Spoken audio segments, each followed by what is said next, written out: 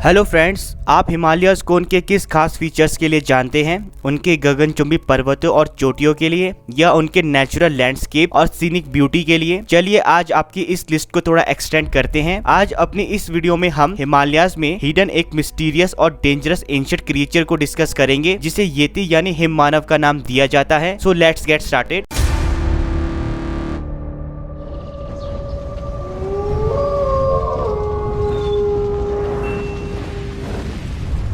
येती एक एप जैसा ancient cryptic creature है जिसकी लोकेशन नेपाल और तिब्बत के हिमालयन रीजन्स में बताई जाती है, जहां इस रीजन के लोग हिम मानव को येती और मेहते का नाम देते हैं। वहीं वेस्टर्न पॉपुलर कल्चर में येती को एबोमिनेबल स्नोमैन कहा जाता है। येती का इतिहास प्री 19th सेंचुरी का है। According to S Saigar, yeti Himalayan region के प्री बुद्धिस्ट बिलीफ का पार्ट है और उन्हीं की लोक गाथाओं के अनुसार येती एक एप लाइक क्रिएचर है जो एक लार्ज स्टोन को वेपन की तरह कैरी करता है और विस्लिंग स्पूच साउंड प्रोड्यूस करता है। 19th सेंचुरी में लॉरेंस वेडल ने एक अर्ली रिकॉर्ड रिपोर्ट किया जिसमें उन्होंने एक लार्ज एप लाइक क्रिएचर के फुटप्रिंट्स का डिस्क्रिप्शन दिया। कुछ और रिसर्चर्स ने भी येती के एविडेंस दिए, जैसे 1925 में N.A. टॉम्बाजी रॉयल जियोग्राफिकल सोसाइटी के मेंबर लिखते हैं कि उन्होंने ईस्टर्न हिमालयस में ज़ेमू ग्लेशियर के पास 15,000 फुट का क्रिएचर स्पॉट किया। उन्होंने उस क्रिएचर को 200 से 300 यार्ड्स के डिस्टेंस से करीब 1 मिनट तक ऑब्जर्व किया। उस क्रिएचर के बारे में उनका कहना था कि वो ह्यूमन बीइंग जैसा दिखता और चलता था। वो भूरे रंग के फर से ढका हुआ था, उसने कोई कपड़ा नहीं ढक रखा था। टॉम्बाजी के कंपेनियंस ने माउंटेन से वापस आते हुए उसी क्रिएचर के फुटप्रिंट्स देखे जो 6 to 7 इंचेस लॉन्ग और 4 इंचेस वाइड थे। इंडिया के नॉर्दर्न सिक्किम में भी पीटर बर्न ने 1948 में येती के फुटप्रिंट रिपोर्ट किए, जो इंडिया आए थे हॉलिडे पर रॉयल एयर फोर्स असाइनमेंट के लिए। पर तहलका तो तब मच गया जब 19 मार्च 1954 को डेली मेल ने एक आर्टिकल प्रिंट किया जिसमें बताया गया था कि एक्सपीडिशन टीम को हेयर स्पेसिमेंस मिले हैं पैंगबॉश मोनेस्ट्री से, जो कि येती के स्कैल्प के हैं। उन हेयर्स का कलर डिम लाइट में ब्लैक टू डार्क ब्राउन था, जबकि सनलाइट में फॉक्स रेड था। उन हेयर्स का analysis professor Frederic Wood Jones, expert in human and comparative anatomy ने किया। उनके मुताबिक वो हेयर्स ना तो मंकी के थे, ना ही किसी एप और बियर्स के, बल्कि वो किसी हुफ्ड कोरस ईयर्ड एनिमल के शोल्डर्स के हेयर्स थे। एक और इंटरेस्टिंग स्टोरी के अनुसार अलेक्जेंडर द ग्रेट ने जब 326 बीसी में इंडस वैली सिविलाइजेशन पर विक्ट्री हासिल की तो उन्होंने बदले में येती की डिमांड की, but according to National Geographic local people उन्हें येती प्रेजेंट नहीं कर पाए क्योंकि येती लो एल्टीट्यूड पर सरवाइव नहीं कर सकता था। अभी तक ये क्लियर नहीं था कि ये साइटिंग्स रियल थी, हॉक्सिस थे या मिस आइडेंटिफिकेशन का रिजल्ट थी। पर लेजेंडरी माउंटेनर्स रेनहोल्ड मैसनर, जिन्होंने नेपाल और तिब्बत के माउंटेन्स में महीनों गुजारे थे, का कहना था कि लोगों ने लार्ज बियर्स और उनके फुटप्रिंट्स को येती मान लिया है। येती के टॉपिक ने इतनी पॉपुलैरिटी गेन कर ली कि कुछ राइटर्स ने उन पर किताबें भी लिख दी, जैसे my quest for the yeti confronting the Himalayas deepest mystery bye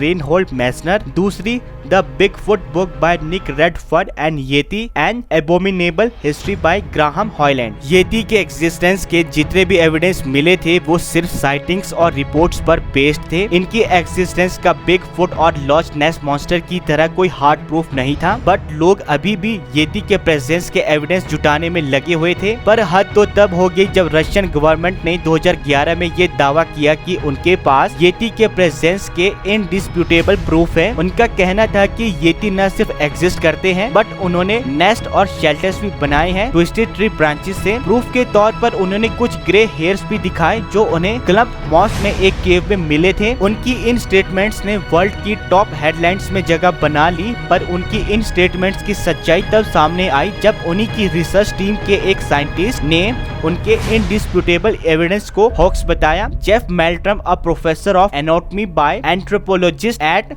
Idaho State University, ने उनकी येती के नेस्ट और शेल्टर बनाने वाली स्टेटमेंट को सस्पेक्ट किया और पाया कि वो सब फेक था। ट्रीज पर ह्यूमन टूल से निशान बनाए गए थे और ब्रांचेस को ह्यूमन ने ही ट्विस्ट किया था। मेल्ड्रम ने फाइनली ही कंक्लूड किया कि होल रशियन एक्सपीडिशन बस एक पॉपुलैरिटी स्टंट था, टूरिज्म और चैरिटी कमाने के लिए और कुछ नहीं। रिसर्चर्स एंड साइंटिस्ट ने येती की स्टडी के दौरान सभी इम्पोर्टेंट फैक्टर्स को ध्यान में रखा, जिनमें एक DNA सैंपल भी था। ऑक्सफोर्ड जेनेटिसिस्ट ब्रायन साइक्स ने येती बिलीवर्स और इंस्टीट्यूशन से 57 डीएनए सैंपल्स कलेक्ट किए, जिनमें से 36 सैंपल्स को यूनिवर्सिटी कॉलेज लंदन ने डीएनए टेस्टिंग के लिए चुना। ज्यादातर सैंपल नॉन एनिमल्स के डीएनए से मैच हो गए, जैसे cows, horses and bears. However only 2 samples, एक भूटान का एक इंडिया का, प्लाइस्टोसीन पोलर बियर की जॉपॉन से 100% मैच कर गए। प्लाइस्टोसीन पोलर बियर आज से करीब 1,20,000 साल पहले एग्जिस्ट करते थे, एक ऐसे पीरियड में जब पोलर बियर और closely related brown bear separate species की तरह एग्जिस्ट करते थे। Another team of researchers Ronald H Pine and Eliecer E